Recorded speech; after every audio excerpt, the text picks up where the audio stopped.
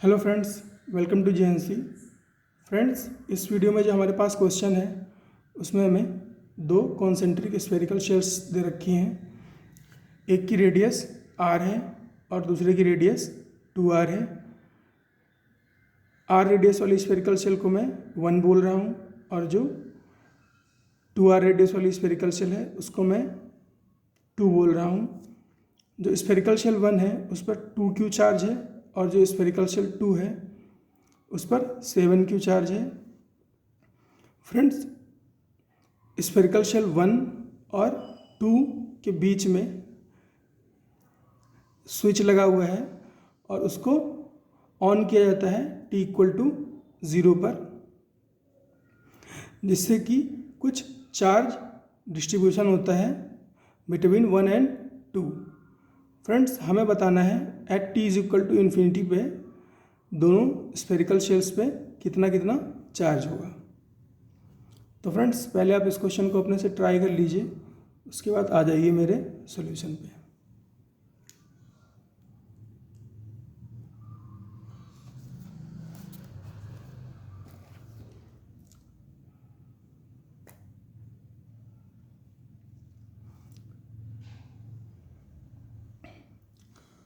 तो फ्रेंड्स, जब भी दो कंडक्टिंग बॉडीज़ को एक दूसरे से कनेक्ट कर दिया जाता है तो उनका पोटेंशियल सेम हो जाता है आफ्टर सम टाइम। तो फ्रेंड्स, यहाँ पर अगर हम बात करें एट t>0 तो हम एज्यूम करते हैं कि let q charge transferred from 1 to 2। q charge spherical shell 1 से स्फेरिकल शेल 2 पर ट्रांसफ़र हुआ। तो फ्रेंड्स, क्या होगा, पोटेंशियल इक्वल हो जाना चाहिए 1 और 2 का। तो फ्रेंड्स, हम यही एज्यूम करेंगे कि 1 और 2 का पोटेंशियल इक्वल है और v1 इक्वल टू v2 करेंगे। तो फ्रेंड्स, v1 कितना होगा, तो फ्रेंड्स पोटेंशियल एट 1 कितना होगा, तो पोटेंशियल जो है 1 पर एक तो खुद की वजह से होगा और दूसरा 2 की वजह से होगा। तो 1 की वजह से कितना होगा, चार्ज कितना बचा है, यहाँ पर -q हुआ है, कितना 2q - q बचा और बाहर 7q + q हो गया। तो कितना पोटेंशियल होगा, तो 1 की वजह से 1 पर कितना पोटेंशियल होगा, kq/r होता है ना, kq/r। तो k 2q - q/r प्लस 2 की वजह से कितना होगा, इसके अंदर है ये, और अंदर कंडक्टिंग स्फेरिकल सेल के अंदर जो है पोटेंशियल सेम रहता है और कितना रहता है, kq/रेडियस।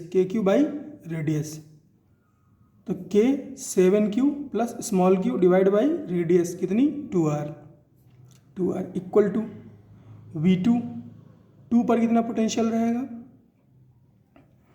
एक तो 2 की वजह से 2 पर रहेगा, कितना रहेगा, kq/रेडियस, k 7q + q/रेडियस प्लस 1 की वजह से कितना होगा पोटेंशियल,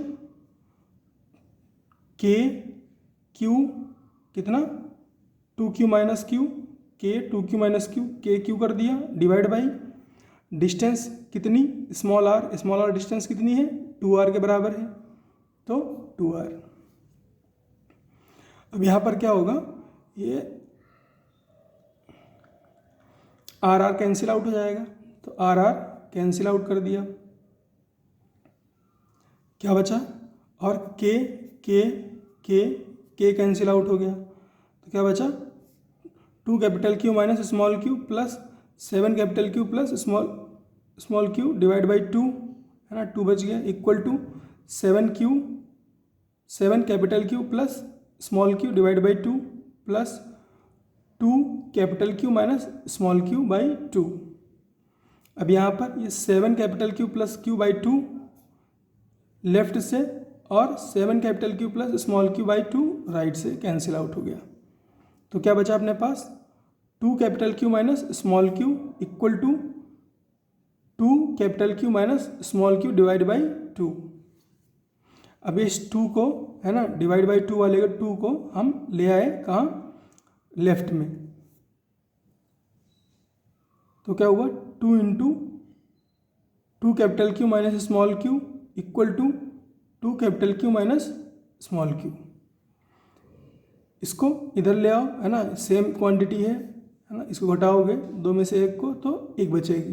तो 2 capital Q minus small q equal to 0। तो स्मॉल q की वैल्यू कितनी आ गई, 2q। इसका मतलब क्या हुआ फ्रेंड्स, इसका मतलब ये हुआ कि स्विच ऑन करने के, है ना, स्विच ऑन करने के बाद फाइनली, है ना, ये t इक्वल टू इन्फिनिटी अगर बोले, पर जो भी चार्ज है स्फेरिकल शेल 1 पर वो सारा का सारा ट्रांसफ़र हो जाएगा, सारा का सारा ट्रांसफ़र हो जाएगा स्फेरिकल शेल 2 पर। स्फेरिकल शेल 2 पर इस पर कितना चार्ज रहेगा, 0 चार्ज रहेगा। और फ्रेंड्स दोनों का पोटेंशियल सेम हो जाएगा, दोनों का पोटेंशियल सेम हो जाएगा। कितना पोटेंशियल रहेगा फ्रेंड्स, इस पे पोटेंशियल कितना है, इस पे टोटल चार्ज कितना हो जाएगा, 7q प्लस q। तो इस पर चार्ज कितना हो गया, 9q। अब स्फेरिकल शेल के अंदर पोटेंशियल सेम रहता है, स्फेरिकल शेल के अंदर पोटेंशियल सेम रहता है। यह स्फेरिकल शेल के सरफेस पे अगर बात करें, है ना, तो कितना पोटेंशियल होगा, इसकी सरफेस पे कितना पोटेंशियल होगा, total charge divide by radius कितनी, 2r, और into constant k 9q by 2r इसके सरफेस पर पोटेंशियल है। अब क्योंकि स्फेरिकल शेल 2 और 1 वायर से कनेक्ट है तो दोनों पे पोटेंशियल सेम रहेगा, दोनों पे पोटेंशियल सेम रहेगा। तो स्फेरिकल शेल 1 पर भी कितना पोटेंशियल रहेगा, 9q बाई 2r।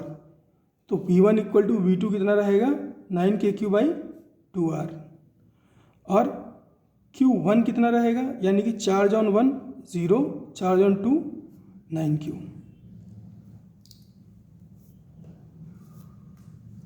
इसको फ्रेंड्स और भी कई तरह से देख सकते हैं, जैसे कि इस पे चार्ज 0 हो गया, है ना, तो जब हम इस पे पोटेंशियल कैलकुलेट करेंगे तो वो केवल स्फेरिकल शेल 2 की वजह से आएगा, है ना, स्फेरिकल शेल 2 की वजह से आएगा। तो V1 की अगर हम बात करें, है ना, V1 की बात करें तो ये वाला टर्म 0 हो जाएगा। क्यों, क्योंकि स्मॉल q की वैल्यू कितनी है, 2q।